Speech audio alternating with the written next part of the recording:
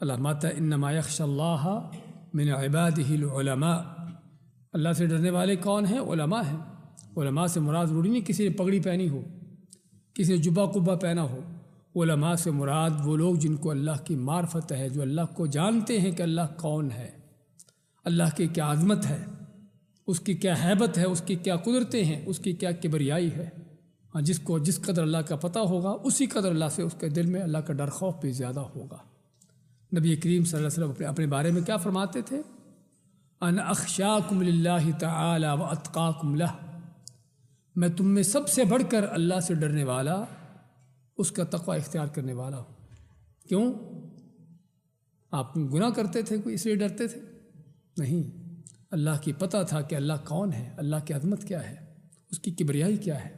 اور اگر ہم تھوڑی سی بات کو سمجھانے کے لیے مثال دینا چاہیں، فرض کریں میں مسجد میں آیا، یہاں پر کوئی آدمی بیٹھا ہو، مجھے نہیں پتہ کون ہے، میں نے سیدھا سلام لیا اس سے اور اپنا نماز شروع کر دی، یا جو بھی بیٹھ گیا، مجھے نہیں پتہ کون ہے، نہ میں اس کا کوئی عزت احترام کی خاص طور پر، نہ کوئی اس طرح کے، لیکن میرے بعد کوئی دوسرا آیا جو اس کو جاننے والا تھا، اس کو سلام کیا، اس کا ماتھا چوما، اس کی بڑی عزت و احترام کی، تیسرا آیا، چوتھا آیا، تو مجھے پتہ چلے گا کہ یہ آدمی جو بیٹھا ہوا ہے عام آدمی نہیں ہے، لوگ اس کی عزت کر رہے ہیں، اس کے سامنے ادب سے بیٹھ رہے ہیں، اس کا مطلب کہ کوئی بڑا آدمی ہے۔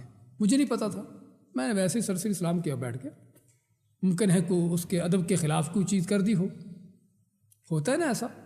تو وجہ کیا ہے؟ وجہ یہی ہے کہ دوسرے آدمی نے اس کو پہچانا تھا، میں نے نہیں پہچانا تھا اس کو۔ تو اگر ہم دنیا کے لوگوں کے لحاظ سے دیکھتے ہیں کہ ایک آدمی کسی کو پہچانتا ہے، اس کی عزت کرتا ہے، اس کا احترام کرتا ہے، جس طرح اس کے ساتھ ادب ہونا چاہیے اس طرح سے پیش آتا ہے، اور جس کو اس کو پتہ نہیں، ممکن اس کے ساتھ کوئی بے ادبی کر بیٹھے، تو حقیقت ہمارا بھی یہی حال ہے کہ اللہ نے اپنی پہچان کروائی ہے۔ قرآن پورا کا پورا اللہ کی پہچان کے لیے ہے، اللہ کی معرفت دلانے کے لیے ہے۔ ایک الگ بات ہے کہ ہم کو قرآن کی نہ سمجھ ہے، نہ پڑھتے ہیں، نہ سیکھتے ہیں، اس لیے اللہ کا پتہ ہی نہیں اللہ کون ہے۔ اور یہی وجہ ہے سب سے بڑی شرک کی۔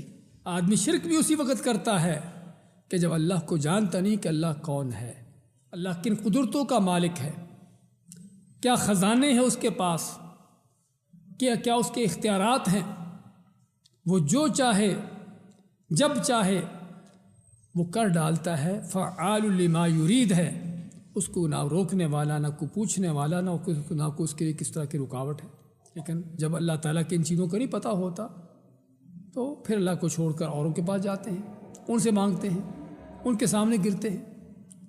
جب مجھے پتہ ہو کہ اللہ مالک الملک ہے، پوری کائنات کا مالک ہے، اور کائنات کتنی بڑی ہے وہ اللہ ہی جانتا ہے، جب مجھے پتہ ہو کہ اللہ کے خزانے اس قدر ہیں کہ پوری کائنات کے لوگوں کو دینے کے بعد بھی اس میں کوئی کمی نہیں ہوتی، جب مجھے پتہ ہو کہ اللہ تعالیٰ جس طرح چاہتا ہے دیتا ہے، اس کے ہاتھ کھلے ہیں، وسیع ہیں، بل یداہ مبسوطتان، وہ دن رات دیتا خرچ کرتا ہے، جب مجھے ان چیزوں کا پتہ ہوگا تو کیا ممکن ہے اللہ کو چھوڑ کر کسی اور کے پاس جاؤں، اللہ سے ہٹ کر کسی اور سے امیدیں لگاؤں؟ یہ ہوتا ہی اسی وقت ہے جب اللہ کی پہچان نہیں ہوتی۔ اس لیے ضرورت ہے ہم کو اللہ تعالیٰ کو جاننے کی۔